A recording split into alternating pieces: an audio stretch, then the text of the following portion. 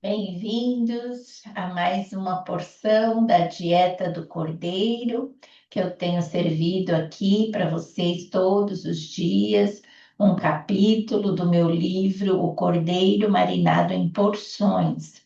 Estamos aqui no 15º capítulo da segunda parte, da segunda de 5 partes, né?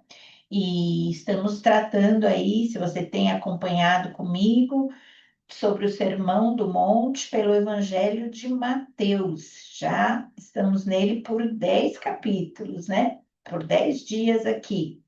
E aí você vai notar que hoje eu estou pulando o trecho que trata sobre a oração do Pai Nosso. Mas eu voltarei nele quando abordar pela sequência de Lucas, que também passou sem os devidos comentários no capítulo 11º. Então, seguindo pelo capítulo 7 de Mateus, retomaremos do verso 13 ao 23, os quais abordam a ilustração das duas portas, a larga e a estreita, dos dois caminhos, o amplo e o apertado, das duas árvores, o espinheiro, ervas daninhas, e a figueira, a videira, com também os seus dois frutos, os ruins e os bons, e os dois tipos de pessoas, ovelhas e lobos. Esta passagem ilustra muito oportunamente o tema do ano de quando eu escrevi o livro, né? Que eu identifiquei no subtítulo, iniciando com a origem ao entrar pela porta, seguindo pela nossa jornada, pelo caminho, rumo ao nosso destino com os frutos da vida eterna, né? Então, nós vamos aqui tratar nesse capítulo desses 3 pontos. O primeiro ponto é a porta, ou seja, a origem. As duas portas nessa passagem representam as duas opções de entradas aos dois caminhos diferentes para dois destinos a escolher. Deus, na sua sábia soberania, preferiu oferecer as duas únicas opções de eternidade para cada um ser responsável pela própria decisão. Como sabemos, já lá com nossos primeiros pais foi assim. Deus criou o ser humano com o poder de decisão e o dotou de capacidade para escolher. E isto faz dele um Deus justo e bondoso, que não pode ser acusado de ditador nem tirano, e faz de nós pessoas livres que não podem ser igualadas a robôs. Portanto, ainda que Deus coloque diante de nós a bênção e a maldição, a vida ou a morte, ou seja, a porta larga e fácil de a maioria entrar bem, como a porta estreita e difícil que só uma minoria tem conseguido entrar. Deus ainda aconselha a vida e a bênção, a obediência e a sujeição à sua vontade. No entanto, assim como em outro sentido, ele delicadamente bate a porta do nosso coração, esperando a nossa abertura para entrar sem invadir, assim também ele coloca diante de nós a porta do bem e a porta do mal. Mas quem dá o primeiro passo decisivo para começar a jornada no caminho somos nós. Lembrando que em João 10, 7, 9, Jesus afirma: Eu sou a porta. Se alguém entrar por mim, salvar-se-á. Por isso, eu também quero afirmar aqui com toda certeza: Jesus é a saída. Jesus é a porta de entrada para a salvação. Eu entrei e estou dentro, já no caminho, não sai mais. E você, já tomou a decisão certa, ainda que seja mais estreita? Já escolheu entrar pela porta e se abrir para Jesus, saindo da perdição e começando a seguir a jornada com destino rumo à salvação da vida eterna com Deus? Esse foi o primeiro ponto, a porta. O segundo, aqui vamos falar do caminho, que é o meio, né? Se a porta é a origem, o caminho é o meio. Então, vamos prosseguir pelo caminho agora, crendo que já demos a entrada pela porta certa por meio da decisão de seguir a Jesus. Sim, porque em João 14:6, Jesus também declara que ele é o caminho que leva ao Pai. Quando no primeiro século os apóstolos de Jesus começaram a fazer parte da igreja primitiva, essa nova religião não era chamada de cristianismo, nem de evangélicos como é hoje. Era chamado de o caminho. Isso está em Atos 9:2, 19:23, 22:4 e 24:22. Esta é uma segunda etapa do plano da salvação.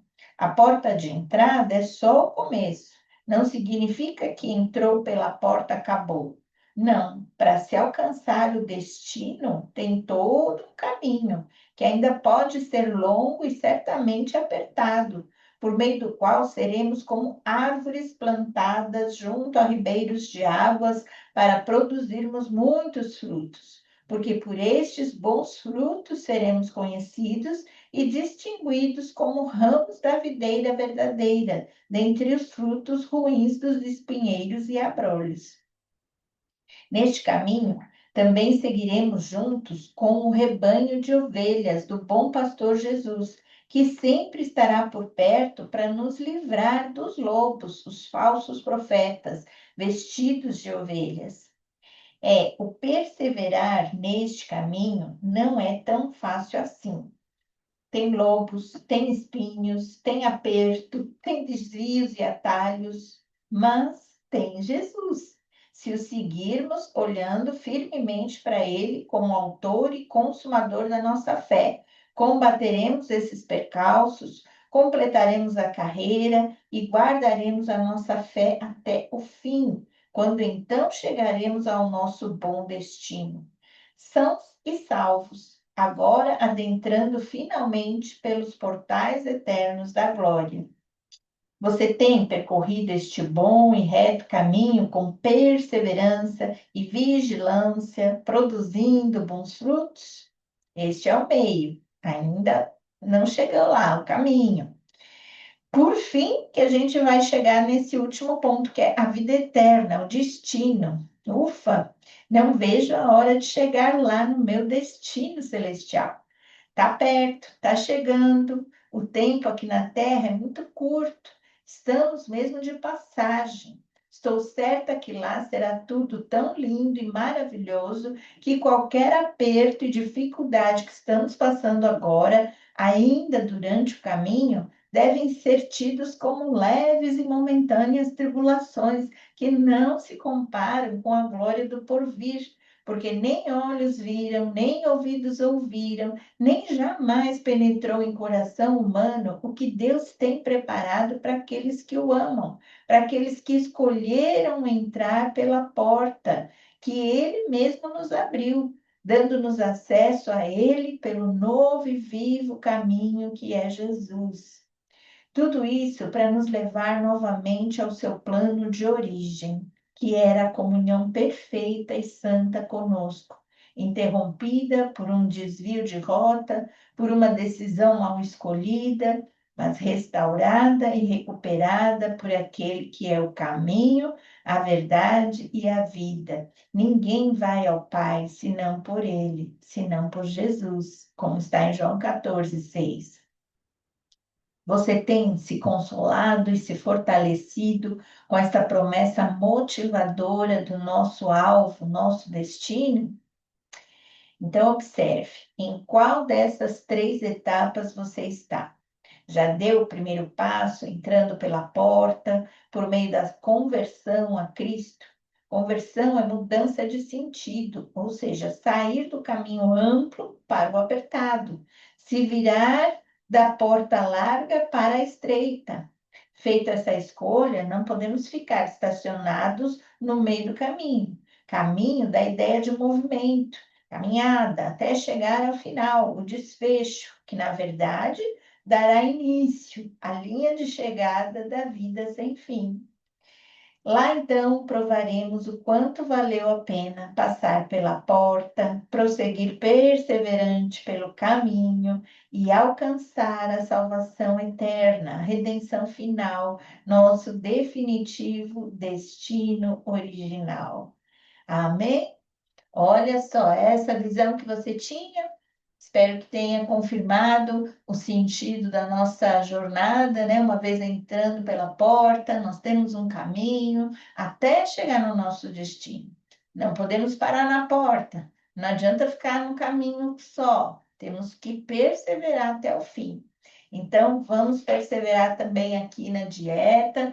Se você ainda está nos visitando, não passou pelos outros capítulos, todos eles estão gravados no nosso canal, a Dieta do Cordeiro aqui, você pode acessar, já tem a playlist completa da primeira parte, agora estamos já com 15 capítulos da segunda parte, e tem muita coisa ainda para a gente completar toda a vida de Jesus, porções por porções dos 4 evangelhos, e amanhã nós vamos continuar. Amanhã iremos ver as duas casas, né? Aquela que construiu na rocha e aquela que construiu na areia.